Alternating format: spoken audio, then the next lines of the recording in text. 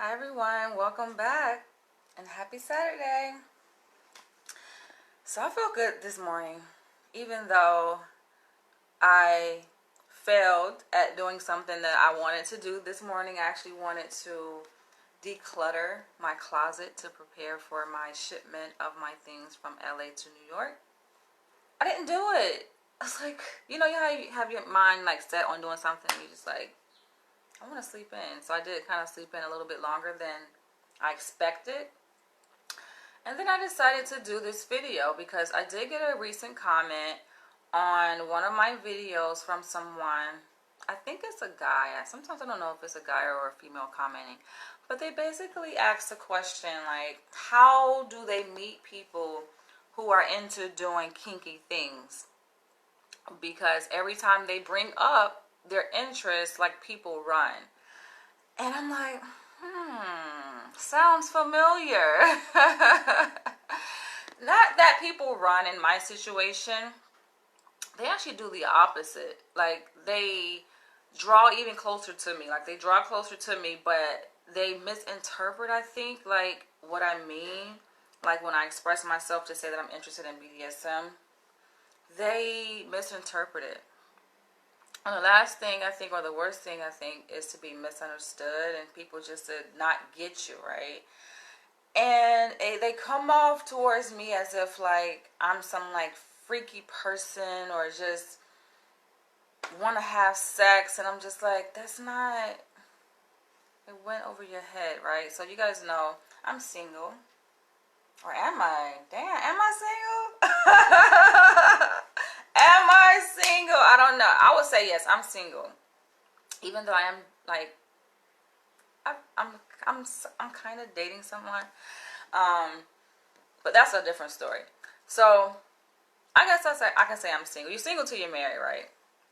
So I'm single, and like I've been on the dating scene for a while, which always makes people wonder, like, why are you single? Like, what you doing on this dating site? And I'm just like, dang, I can't like network with people. Like, I can't get to know other people. Like, only a certain kind of person can be on a dating site. Like, they're like, oh, like, you're too beautiful to be here, kind of thing, right?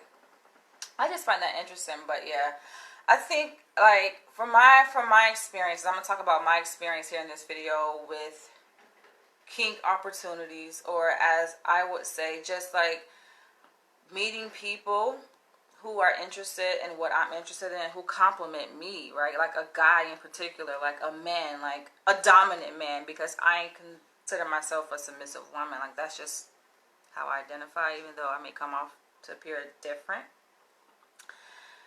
So I initially discovered the BDSM community back in 2014. I was living in Atlanta, Georgia. And it was so fascinating when I first discovered it. Like, I was just like, oh my gosh, there's a group of people like myself, like, who are interested in like similar things I'm interested in. Like, it was like a really rewarding experience, I think, for me. I think I had already, like, growing up, I think as a little girl, I had already kind of like had proclivities towards this lifestyle, but I didn't know like what it was. I didn't know there's a name for it. There's a whole community surrounding it. And so like I got a bit older, and then I began to do some research. And back in 2014, like, I just was pulled in a direction. I was in a relationship with someone, but I just felt like I was outgrowing that relationship, that dynamic in that relationship more specifically, because I felt like I was a dominant one, like calling all the shots, and like I don't like that dynamic. So I just felt like pulled in the direction of wanting to meet someone who was a dominant man, like who can guide me, like who, you know what I'm saying, I can feel secure in a relationship. And I went on Craigslist. Now, Craigslist, it still exists, but the dating part of Craigslist does not exist. Now, how many of y'all remember Craigslist, by the way? So I did go on Craigslist, and I think I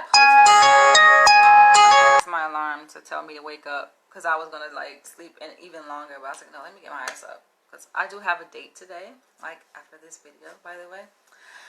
I'm always going on dates because I like to meet people. You know, I like to like explore my options. But so anyway, so like I did post a like ad on Craigslist back in 2014 because I wanted to meet someone, a guy, who was a dom. I was just like, I want to try this thing out, and I never had a problem like people responding to my ad, my post or whatever. Same thing like even on dating sites. I get like flooded with messages, you guys. It's insane. It's just a matter of me like weeding through those messages to see who's the right person for me because it's about compatibility.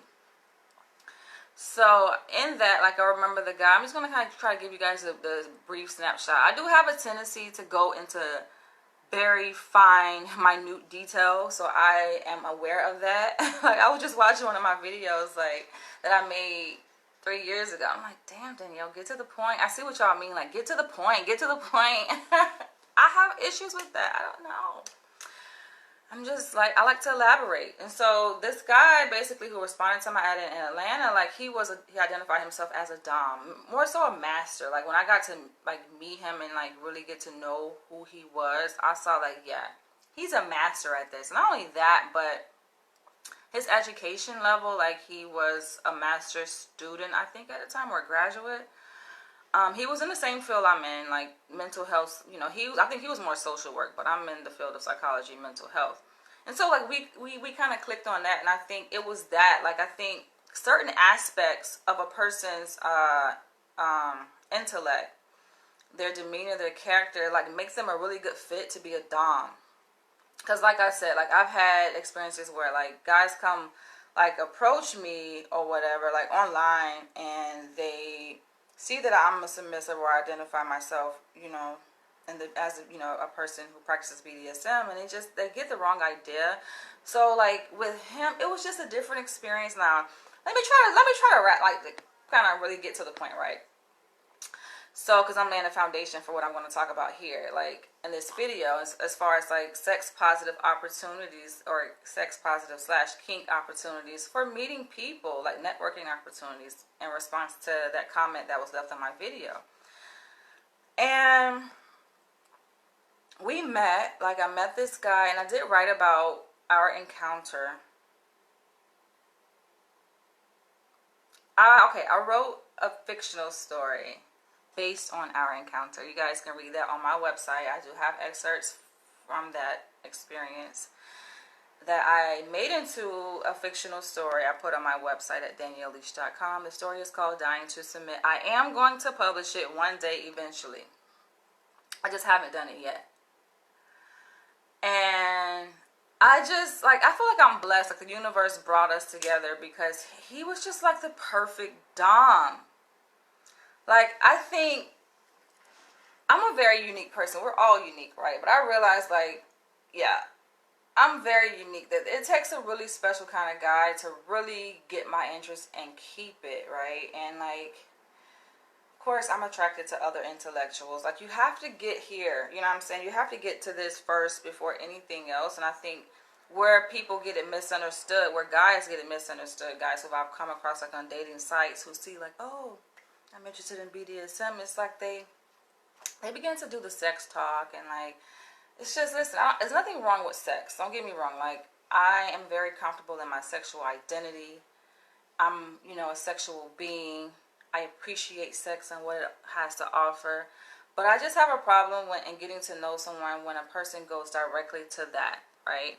Like, connect with me on a psychological, emotional level first. And he did that. You guys got to go and read. Like, you got to go and read the excerpt because it is based, you know, on real life events, true story that I experienced, though it's fictional. It's fictional. I can't tell y'all, like, what parts are fictional, but it is fictional. I had to make it fictional. But it's like an autobiographical fictional story.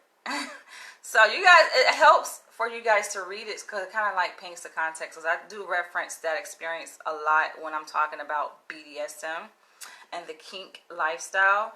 So I really highly encourage, it doesn't take that long. Like, it's a free story. It's on my website. And the response I've gotten, like, this was back in 2014. So the story has been up for, 6 years now? 7 years, and the response I've gotten is just people really take to it. They're like amazed. They're wow. They want more. That's the reason why I shared it. I initially shared it because like he instructed me to. He requested that I, blog my experiences about, our interactions, and so I did that. But I did make it fictional, so y'all don't know what's real, what's fake. I like that mystery of like not knowing, right?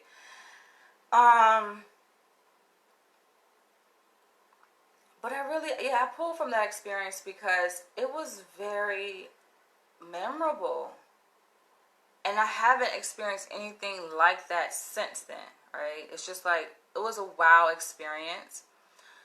But I agree with the commenter that it's rare that you can come across people who identify with what you're interested in when what you're interested in is just so different.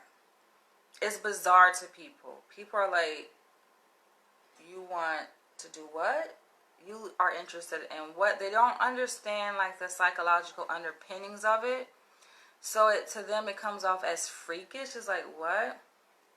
But I feel like there's a pinch of BDSM in all relationships. I would say most relationships, right? Like people don't know they're practicing aspects of BDSM or the dynamic, those dynamics, the dominant submission, the master slave, the sadomasochism, the bondage. They don't realize that they're practicing that in their own vanilla relationships, but it comes out. So from that experience, I was just like so wowed, and I'm like, okay, I'm glad that I was able to live it because it set the foundation. And so from there, I did move to New York City in 2014, and I met other people who are in the lifestyle, and I discovered this website called FetLife. It's kind of like a social networking site. But for me, I have to be honest. I don't like it. I don't like FetLife.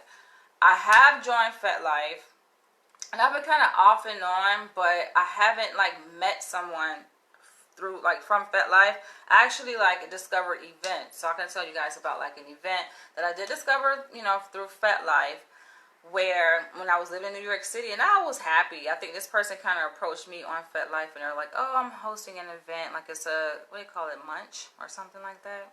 Basically, like, well, people who share like common interests, kink, they commune, they come together, and we met at, I think it was Dallas BBQ in Manhattan, and we ate, and then like across the street they had it was a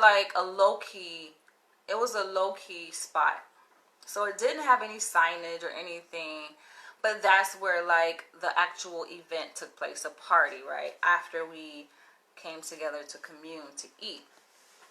And I was like blown away. I was just like, it just feels good to like find your tribe, right?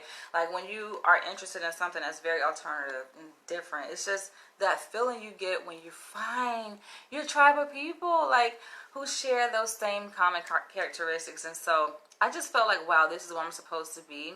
And it was my first time actually going to a BDSM club, right? Now, like it was a pop-up event, but it had like the club feel. Of course, I think you had to be like 21 years old to get in, and it did require tickets. And I went with my ex, my boyfriend at the time, who was my ex, he did have dominant characteristics. Like I talk about him, like that's like my last person I dated. We dated for 3 years. We lived together for 3 years. Like we lived together in New York and in LA, because he went out there with me when I moved to LA. But yeah, that was a wonderful experience. I don't think I'm going to go too much into that. I want you guys to go and watch that video, because I did talk about me and how I spent which birthday was that? Was it my 32nd birthday? My first time going to a BDSM club. So you guys just look up, just search, my YouTube videos and just type in like BDSM club or something like that. I forget what I titled it. Like my first time going to a BDSM club or something. I forget what I titled it, but wow. I'll just say wow. I did talk about like what happened. I'm not going to talk about that here, but I brought that memory up, that experience up, just to say that that was one opportunity. That was another opportunity that I got, you know. So like I've experienced several different opportunities to meet people within that lifestyle, and it wasn't for me. It wasn't meeting people. It was more so I went there to just get an experience, right? To feel free. I felt free. So that was wonderful, and I know I've talked like a lot about my interest in opening my own BDSM club because it's just something that I'm going to do. I'm definitely going to do that. I'm going to talk about that a little bit later, but I'm definitely going to do that. And I think it's just wonderful when you meet people who get it. That way you don't really have to do much explaining because it's difficult to put into words. Like even the person that I'm seeing now, like I've like, you know, let him know what I'm interested in, and just like I like when people are responsive. They're responsive to like your sensitivities, and I think that's what it's about. Just understanding like I said, like the psychological underpinnings of why a person is interested in bondage per se, or gravitates more towards being a submissive. You know, it's not about sex. It's not about the sexual gratification of it. The sexual gratification is just a means to an end. You said I always wanted to go to a BDSM club. I've only been to erotic poetry. Yeah. So when also I first moved to New York City, one of my first friends was a retired New York Times reporter.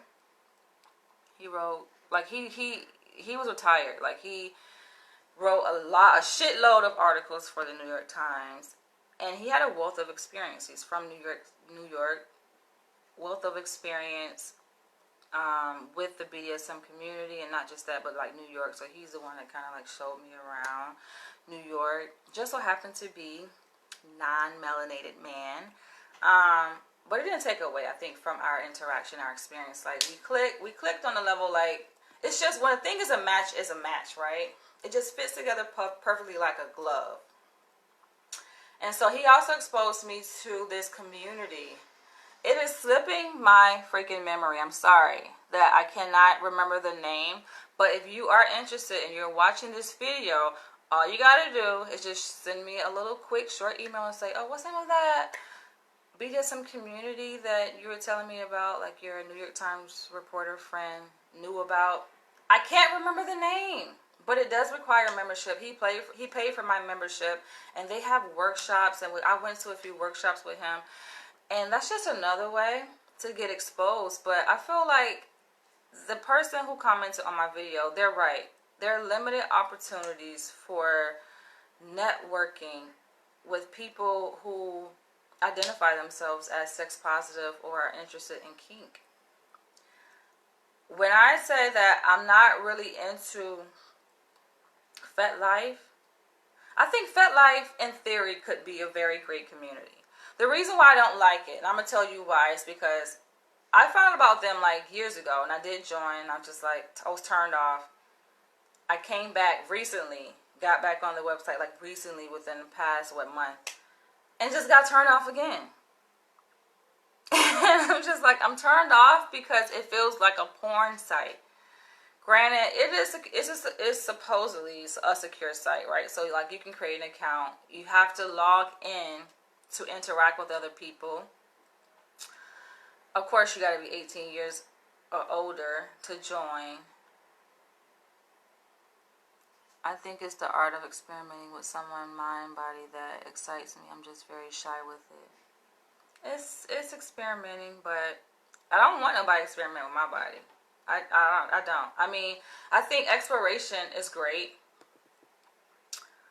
but I'm not at the exploration phase.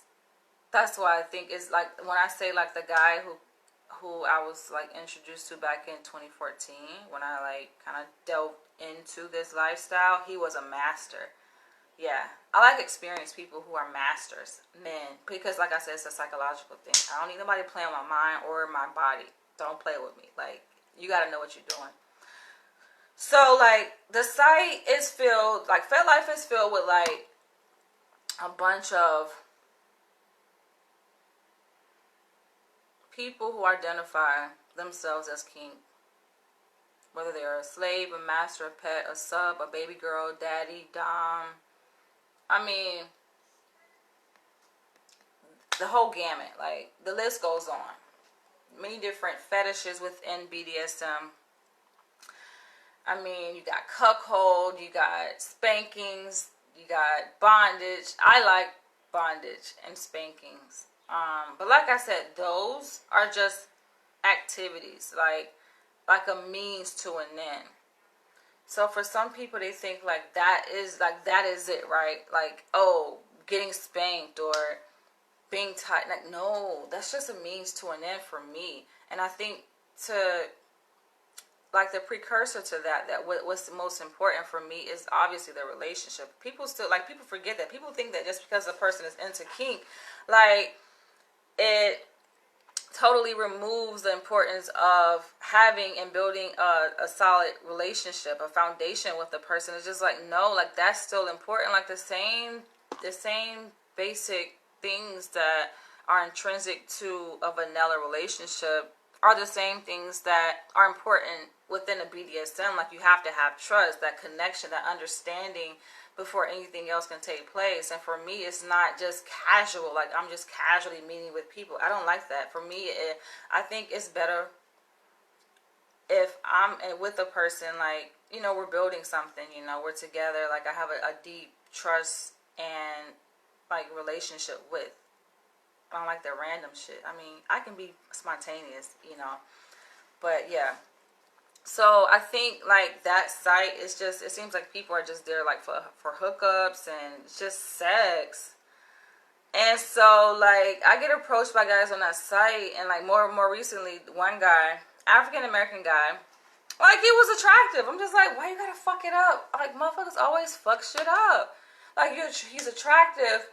And I'm reading his profile. Like, his profile checks out the details, right, that he has on his profile. I'm like, okay, the content is good.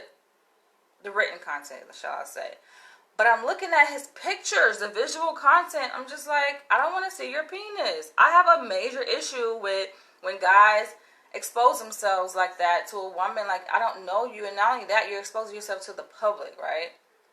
So I expressed to him how I felt about that, because I feel violated. Like, I feel disgusted. You know? I'm just like, I don't want to see you. I made a whole video on like men sending dick pics via social media, and they think that shit is cool. Like, why? Why? But I'm not here to judge, right? I don't want to come off as judgy. I'm just expressing what I'm into and what I don't like, right? I just don't like that. And so I expressed that to him, given that he did reach out to me first, express interest in me and want to get to know me. And I had to let him know, like, I feel like it's better for me to be transparent. Not for me to change, like, who he is. I'm pretty sure he still got the dick pics up, or he still, you know, carries himself in that manner and with that approach in trying to meet a woman. But I just had to let him know my perspective. So we had a conversation built upon his naked fucking pictures, not talking about them per se, like, you know, analyzing like the size of his penis necessarily, but just my thoughts on the whole idea of a man like exposing himself like that to the public. I'm like, no self-respecting woman. Come on. Not myself, you know. And so then he responded, which I think he has somewhat of a point. You know, he was like, well, I saw, you know, FetLife as a community where I could express myself and meet people and have sexual freedom, right? There we go, sexual freedom. But what is sexual freedom, right? I think, yeah, we all have sexual freedom, but it doesn't mean that you don't still, like, adhere to, like, the basic common principles of dignity, right? And just having self-respect. And I just don't see how a person who has self-respect can just, like, like you're exposing like your private parts publicly. But I get it, that can be a fetish too. So if it's in the context of like a fetish of yours where you're exhibitionist, that's a different story, because I myself am an exhibitionist. Like I like that aspect of exposing myself, but in a certain context though. Like, you know, like go back, just read the story Dying to Submit, because I talk about part of that in that story, right? Like exhibitionism. I'm trying to be very calculated, as you guys can see, because I'm like juggling multiple identities here, you know. Multiple identities in the terms of like my personal identity and proclivity towards BDSM, and also my professional identity as a developing psychologist. And so I'm aware that there obviously is a stigma, and I'm going to talk about the stigma attached to kink and alternative lifestyles. Like, that's a whole nother fucking barrier there. And it kind of goes along with this, what we're talking about. Like, I mean, I get it, there's a stigma, and I probably participated in stigmatizing him and that behavior of putting your dick out there. But I just had to, I'm transparent, so I'm just telling him, like, listen, this is just my reaction to your naked pictures. Like, you message me, you obviously want to interact with me, so I'm participating in your interest and wanting to interact with me. You know, I mean, eventually, you know, there was some back and forth, and then, like, I just blocked him because I'm like, I'm not interested. I'm just not. I'm turned off. I get turned off. Like, I want to connect with the guy on a psychological level. And you can't do that, then you can't appeal to me. It didn't appeal to me. That's not appealing to me, right? Seeing a guy's, like, penis. It just doesn't. I don't care if we know each other. I don't want to see your penis. Unless it's in person and we about to have sex. But that's only if we're in a relationship. You know what I'm saying? Like, I don't want to see some, like, where I don't know you, you know? So I just feel like it's not special. I feel like you lessen the value of yourself and what your penis is worth when you let everybody see it. Like, everybody has seen it. It's like, it's nothing to look forward to now. You know what I'm saying? Like, I see what you're working with. It's not a surprise. I feel like people, like, men take the mystery and the surprise out of that interaction. Like, when a man, like, and a woman first, like, comes together physically, and, like, there's just whole anticipation of, like, ooh, you know what I'm saying? How big is it? And how is it going to feel when it gets inside? Like, you remove that whole anticipation when you send pictures. That happened to me when I was in LA. I was dating this guy who was an engineer from the DR. And he was very attractive. He actually was born in New York City, but his background is Dominican Republic. And I'm just like, okay, how can, like, a person be, like, he's smart, intelligent, attractive, and all of that, and, like, things are just going well, we were vibing, and then boom, a dick pic comes through my text message, and I'm just like, fuck, why? You know, I just feel like when that happens, it's just, I feel disgusted, put it that way. So yeah, that's my spill on that site. It's just, that's a lot of that. It's a lot of people exposing themselves sexually, and not too much, like, really deep conversations, you know, that really tickle my pineal gland, like, that really, like, you know, keep me going, keep me interested in that person. Like, it just doesn't do it for me. Like, that's just me, you know. So, I mean, that would be a good site to meet people, but that actually was a site where I discovered the BDSM club, the party that I went to. So, I mean, it's good for what it's worth, like events and things like that. It's cool. But meeting a partner for something serious, I don't see that happening, you know, because I don't know, like, my mind, my body won't allow me to just connect with someone who I clearly see is just operating on a very low vibration level, where it's just about the physical aspect, you know, and they don't know how to connect on a psychological level. And I don't go into detail about that, and I don't think any of my videos on how, because I feel like that is what a guy, like, that's how I know a person is for me, because I don't have to tell you how to reach me on that level. I don't want to give you the secrets. I'm not giving you the secrets on how. Like, I'll just, like, put it out there on the surface level, but, you know, it's up to the universe to bring that right person to me, which maybe the universe already has.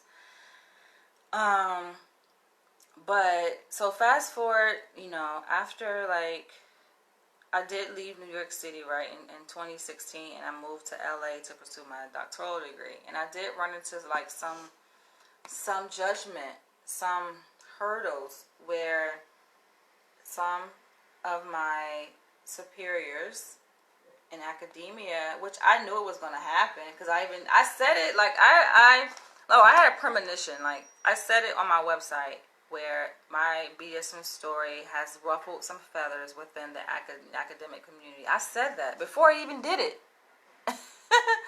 I spoke it into existence. I was like, this story has ruffled feathers, like, basically saying it will ruffle feathers, and I know it did.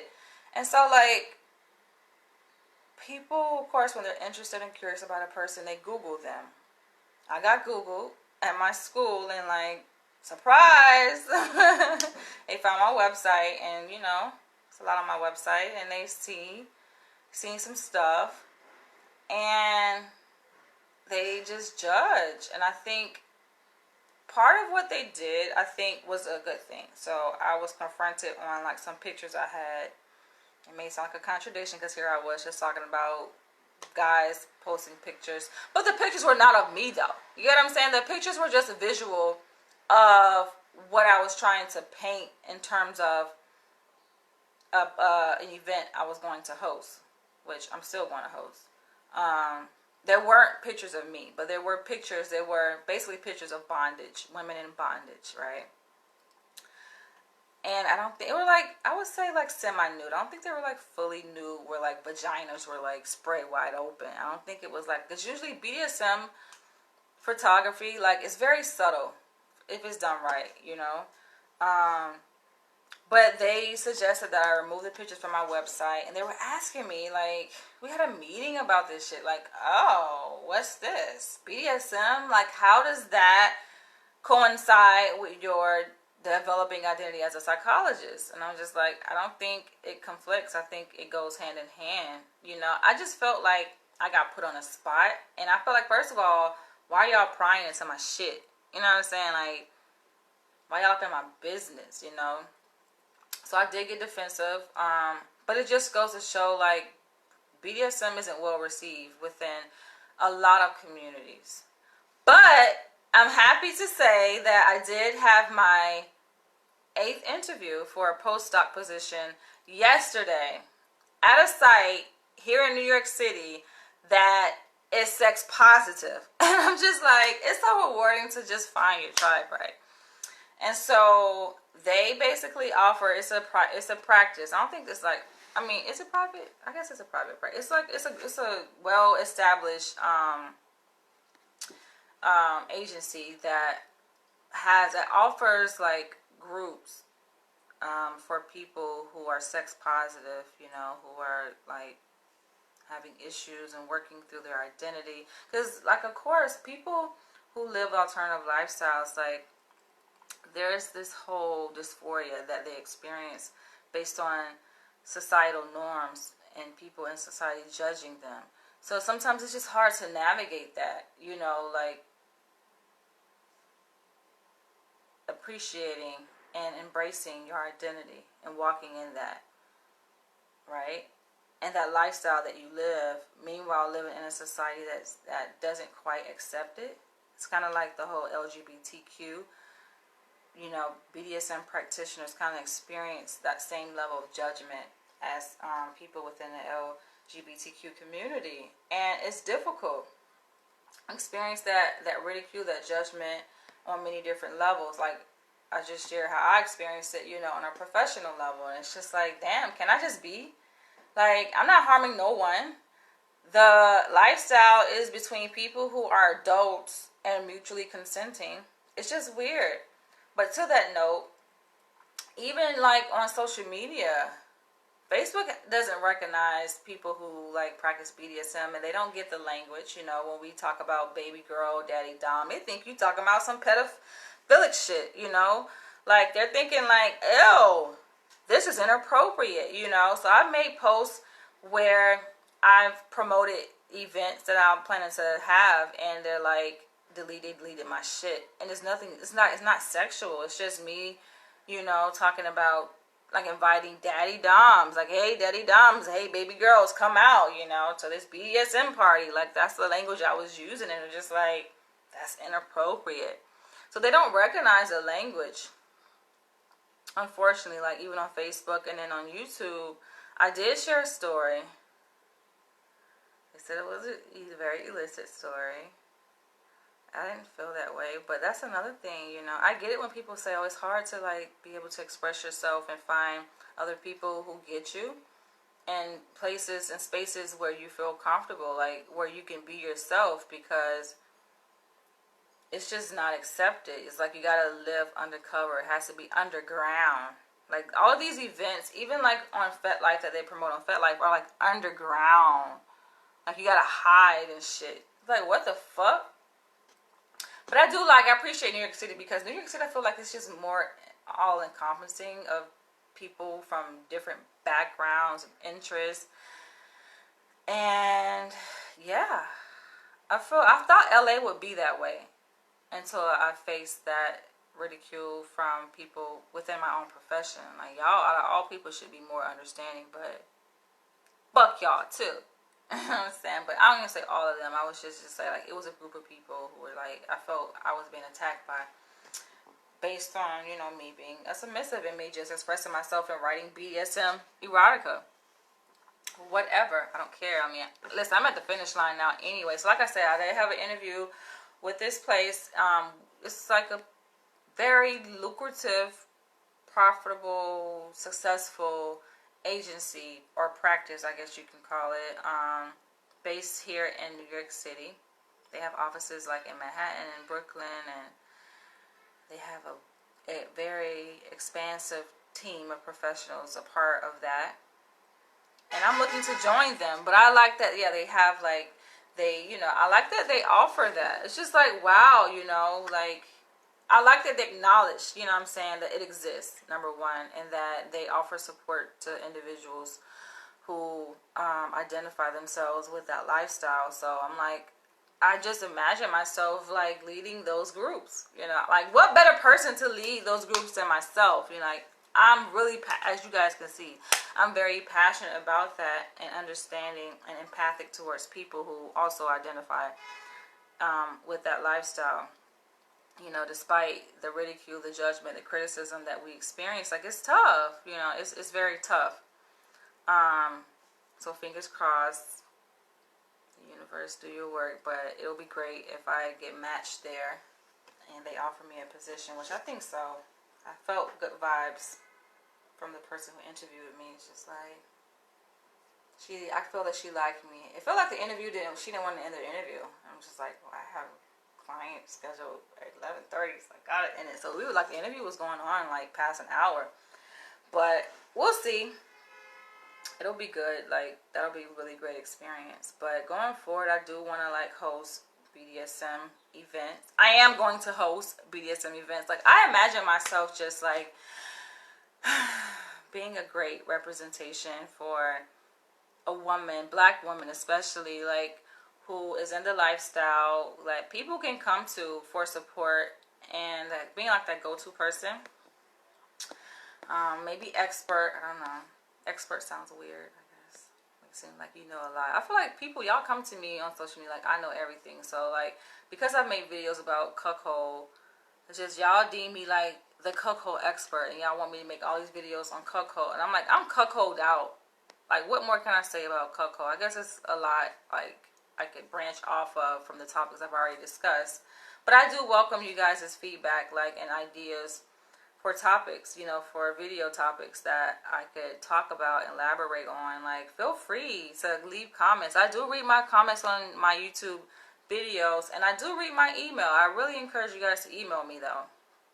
As I tend to sometimes take email a bit more seriously when you guys, take the extra step of sending me a direct email message to my Gmail account. My email is not hard to follow, especially if you just go to my website at danielleleash.com and click on the contact page, send an email. My email is posted, like it's on my social media, so it shouldn't be hard to find. I don't advertise my email address necessarily, but it's there. So I'm curious to hear what you guys think about sex positive kink opportunities for meeting people. I like New York. I feel like I'm in a great place because I just feel like New York has a strong BDSM community, even though it feels like it's hidden. When I moved to LA, I couldn't find the BDSM community. It's like it's a hidden community, unfortunately. It's not. It's like trailing behind the LGBTQ movement. It's kind of like taking those steps behind their movement, to make it more accessible, like make us feel like more included, like we belong here in the world, and we shouldn't be judged. But it's not quite there yet. Like when I was in LA, I did research and come across some annual kink events that they have, but it didn't seem like it was major. Like it's not, it's not major. I know like the LGBTQ community, like they have like parades, annual parades, just going through the streets and like making themselves known. They have a presence, where like BDSM, where the fuck is our presence? We ain't got no parade in Atlanta, like major cities like Atlanta, New York, LA. Like we need to establish a presence so people know what it is and understand it, because I think more people will gravitate to it. And so going forward, like I do want to like set aside a space in my own private practice, which I will be opening in sometime in the near future, for people who are kink, and we can meet and have workshops and discussions. Like I want to open that door, so I'm just putting it out there so you guys are aware. Like I am actively working to make that happen, because I feel like it's just not enough of it. Now they do have the Museum of Sex here in New York, which I've been to several times. I think it is back open now during the pandemic. They have special hours, as most places do. But I like how they, like it just makes you feel like, okay, you can be like, this is normal. Like there's nothing to hide about. I think it's just how, like I feel like I'm a person like with tact and with class, and it's just, I just like for a guy to just, resonate with me like on that psychological level first, building relationship, rapport, and understanding my motivations for wanting to be tied up. It's just not because I'm a freak, and go and read. That's all I can say. Just go read. I think the story does do justice to paint a picture. Some of y'all, it went over your head though, because I do include some, I guess you can call like sexual scenes, but intercourse didn't happen. Like physical penetration didn't happen, but there were some like sexual related scenes, I guess you can say, in that story. And so sometimes people get hooked on that part. I get it. I understand why, like it's titillating, but at the same time, like, come on. Get to know what is underneath it.